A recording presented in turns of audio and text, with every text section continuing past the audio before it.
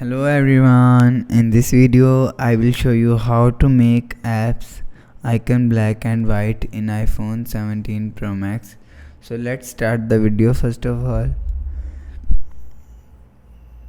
click and hold any app.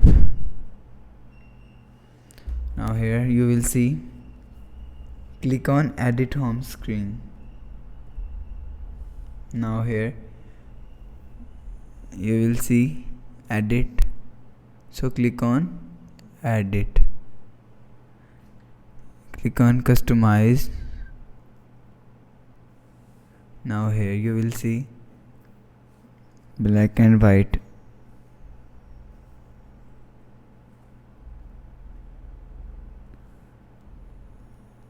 Again edit,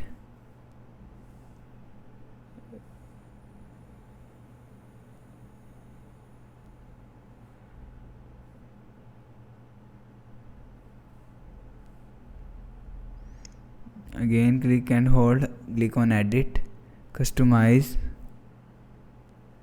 content. You will see mark apps icon black and white.